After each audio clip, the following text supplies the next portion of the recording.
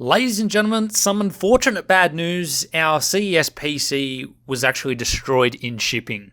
What you'll see right here is us attempting to fix this, but this is exactly how it was opened from inside of our crate. Now the crate itself was in good condition, just the PC on the inside. We had some screws come loose for the pump reservoir combos, and unfortunately, due to that all rattled around and scratched up the whole inside, and the whole acrylic custom panel that we made snapped into pieces. Now the graphics card actually had enough force to bring it out of its PCI slot, and you can see that the I/O has been bent into pieces. So we're going to do our best to try and fix that. However, luckily for us, we actually bought a different GPU to replace that with so that it would be working nice and fine. Inside, we are going to be having our Nvidia RTX 2080 Ti.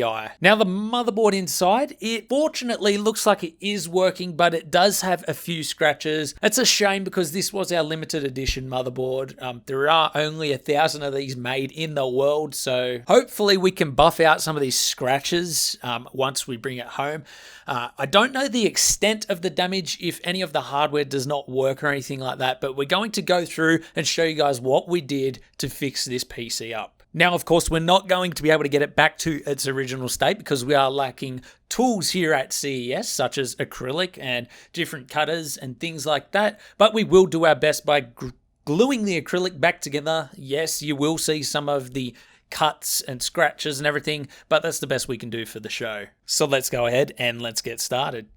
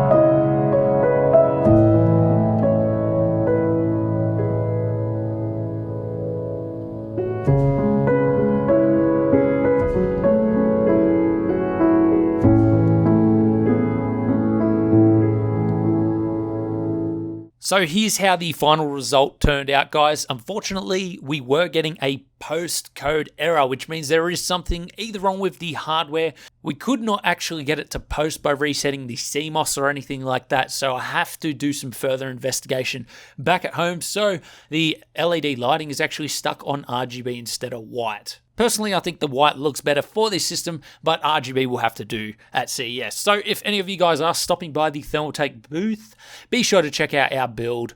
It is on display and it made it. Thanks for watching, guys. Consider liking and subscribing. Check out more videos on the channel. Leave your comment down below. Consider becoming a Patreon. The link is in the description. And visit our Discord. We'd love to have you over there. And we'll see you all in the next one.